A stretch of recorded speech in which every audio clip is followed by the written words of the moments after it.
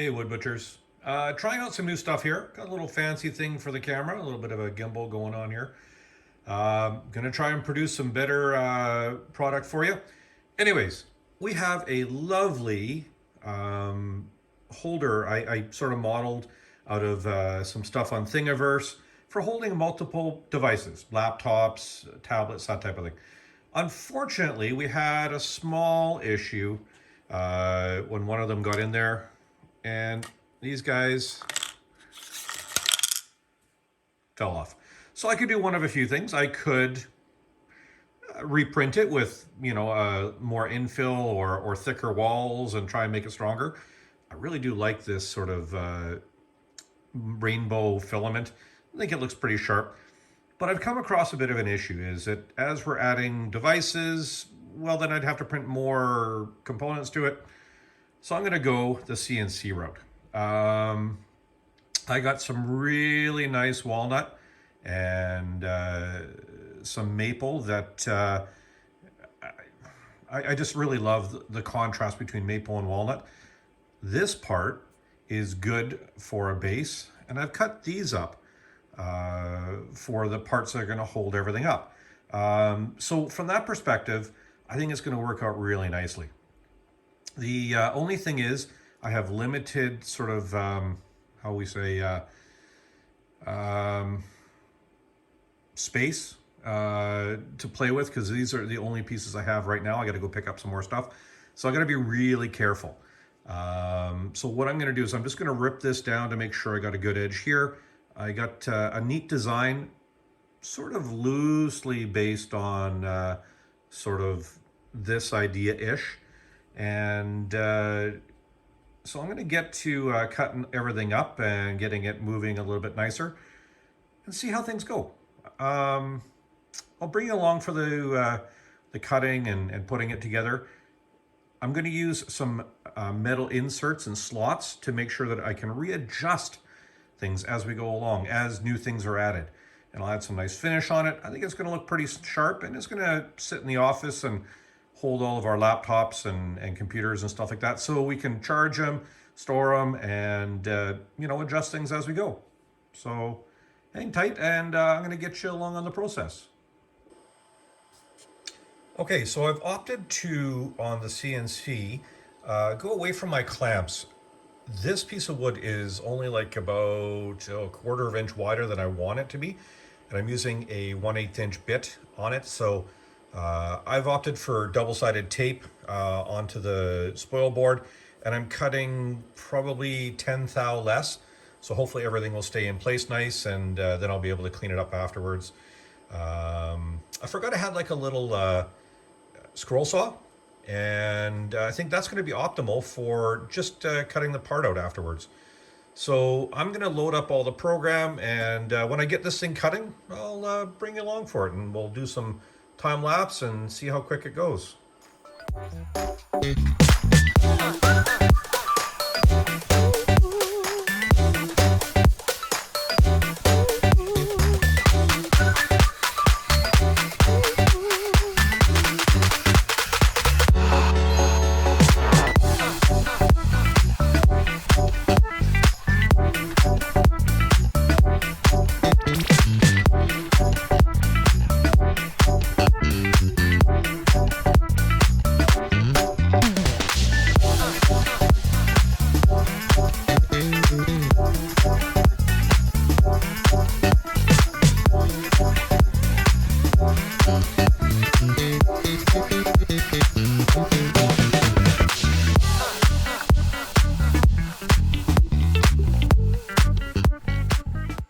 Okay, this turned out really good.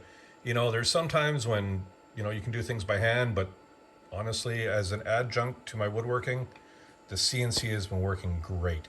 So that's all cut out. Now, what I'm going to do is I'm going to pull this out, probably hit this with a flush trim bit on the ends. I'll use that little scroll saw. And then I'm going to run it through the thickness sander just to get the last little bit out of the slot, because there's going to be a little bit in there. So let me peel this up, and let's have a look at it. Okay, this is how it all turned out off of the CNC.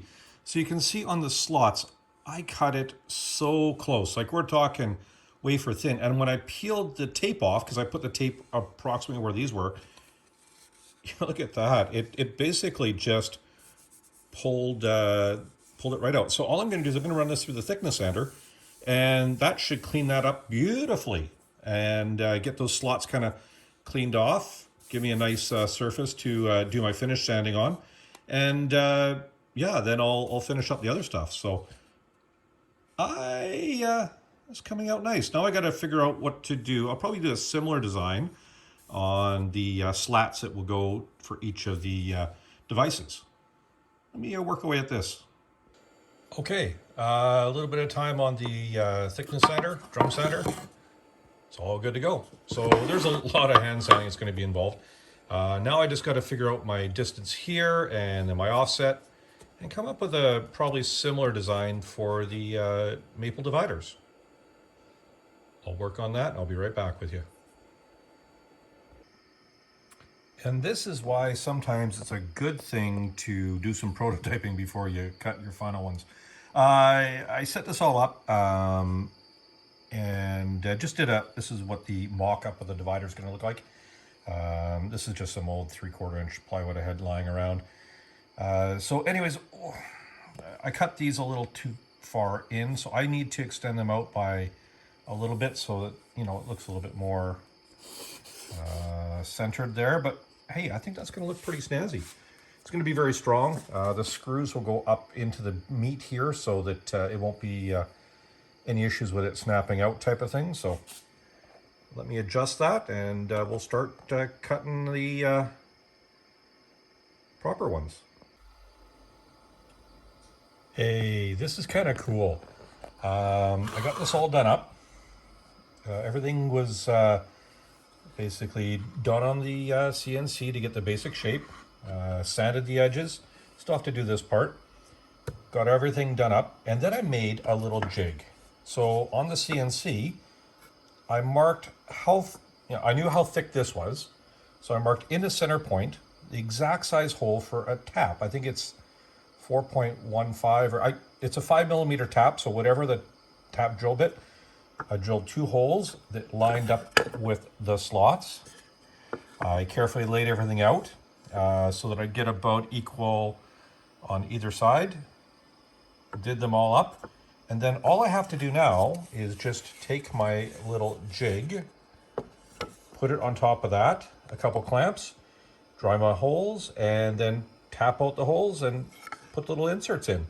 So I'm going to drill these holes out now that I know that it works. And then I'll show you the little inserts I'm using for the screws. Okay, so I have everything done up. Hopefully you can see here. These are these little inserts. Now they have a little slot in them. And that slot is meant to go down. It's actually supposed to cut its own threads. But that slot actually makes it easier to insert them. And if I ever want to take them out, I have that option. So I have been basically inserting them upside down.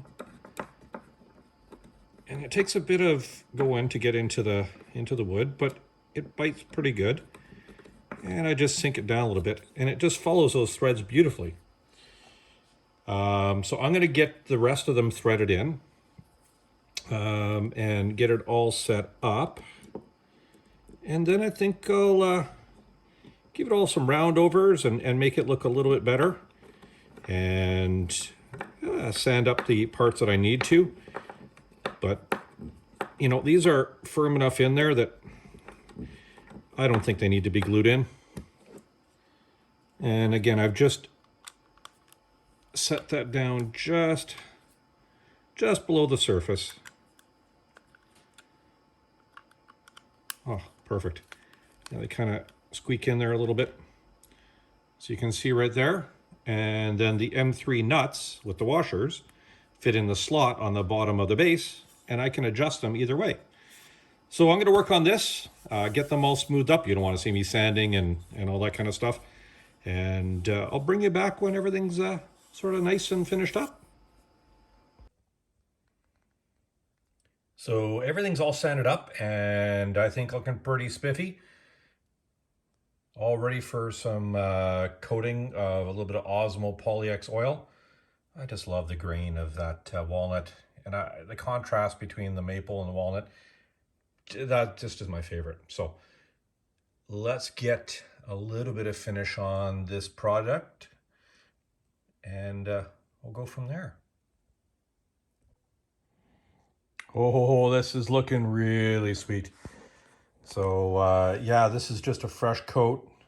Gave it a good wipe down of a nice saturated rag, and then I just gave it a wipe down with a clean scrunchie. I love how this stuff goes on. That maple's looking butter smooth. So it's got another coat to go on. I'll do that off camera. It's going to take about overnight for this to dry. I'll do another one tomorrow. When it's all done up and ready to be put together, I'll show you how it turned out. I'm pretty excited about this. It's going to look pretty sweet. All right, everything came along really nice.